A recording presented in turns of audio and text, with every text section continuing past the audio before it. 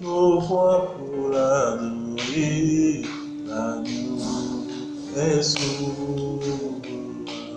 car il est glorieux et digne de régner, l'agneau est souverain. Nous élevons nos voix pour l'adorer, l'agneau est souverain.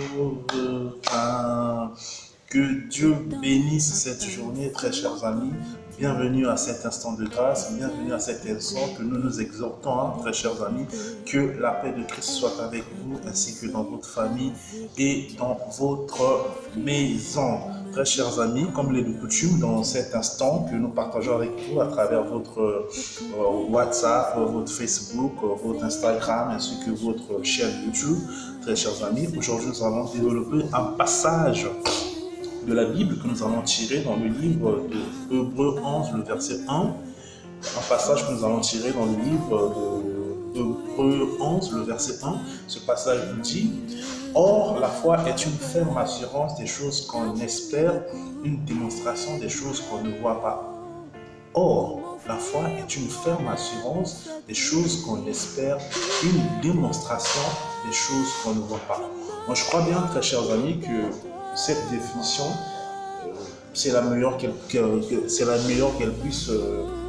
définitions qui puisse exister, ce concept qui n'est autre que la foi, chers amis. Alors, si nous allons essayer d'entrer en profondeur de ce verset, nous allons comprendre que la foi a deux volets déjà, chers amis. Il y a un volet où on nous parle de l'assurance, il y a un deuxième volet où on nous parle de la démonstration. Alors, chers amis, c'est quoi l'assurance?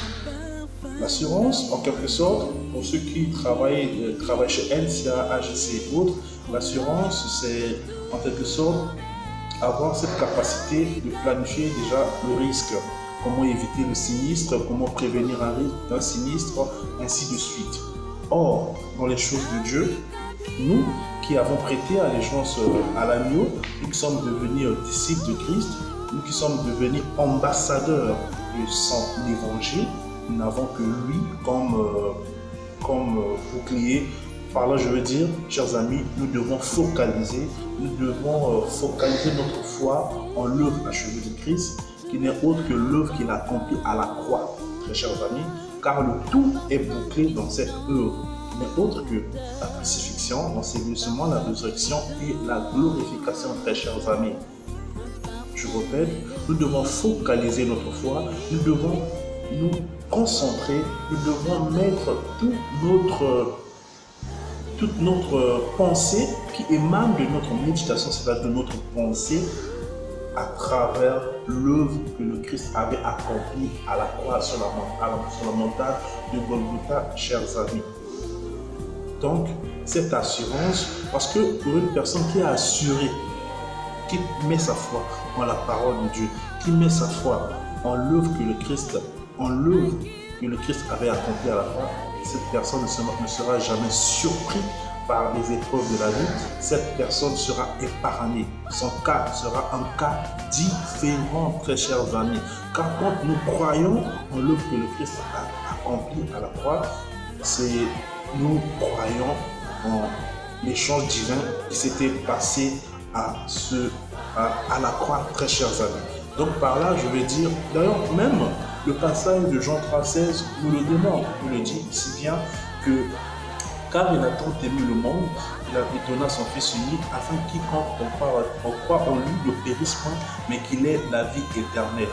Jean 3,16 est clair là-dessus, très chers amis, et nous-mêmes motive, il nous donne la clé, en quelque sorte, de focaliser notre foi sur tout l'œuvre que le Christ a accompli, Jésus-Christ bien sûr, tout l'œuvre que Jésus-Christ a accompli sur cette terre, nous devons focaliser notre foi en cette œuvre et d'y croire. Et à partir de là, à partir de ça, nous ne serons plus surpris par les épreuves qui vont surgir dans notre vie, les épreuves qui pourront nous atteindre, mais au nom de Jésus-Christ, par son sang qui avait coulé sur la montagne de Golgotha, nous serons épargnés, notre cas sera différent, très chers amis. Alors, pour ce qui est de la démonstration, chers amis, la démonstration, pour ceux qui font le karaté, le taekwondo, le judo, ils ont des katas, ils ont des mouvements qu'ils exécutent. En quelque sorte, la démonstration, c'est se mettre en exécution, c'est se mettre en exécution à démontrer quelque chose. Démontrer quelque chose, c'est se mettre en exécution,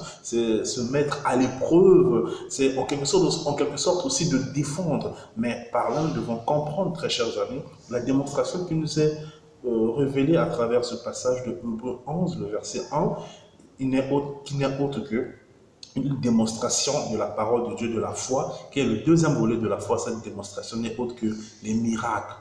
Dieu s'était révélé dans les temps anciens par le prophète Élie, qui accomplira beaucoup de miracles sur cette terre.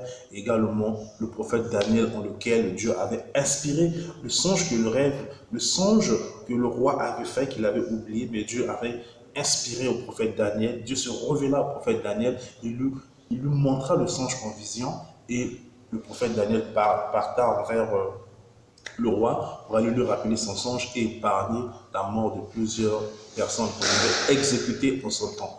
Donc par là, très chers amis, nous comprenons que la foi a deux volets. Le premier volet, c'est la ferme assurance que nous devons focaliser en l'œuvre que le Christ a accomplie sur nous, pas sur l'homme, pas sur le pasteur, pas sur l'Église, mais sur l'œuvre que le Christ a accomplie à la croix, ainsi que le deuxième volet qui n'est autre que la démonstration. Nous devons démontrer, si nous croyons, si nous nous mettons en communion, en connexion avec le Christ, il va nous révéler des choses car il est l'unique et le seul sage, lui seul qui a la capacité de renouveler notre intelligence, lui seul qui a la capacité d'activer le Saint-Esprit qui dort en lui seul qui a la capacité de nous mettre en contact permanent avec le royaume des cieux afin que nous expérimentons sur cette terre l'expérience, les miracles qu'il a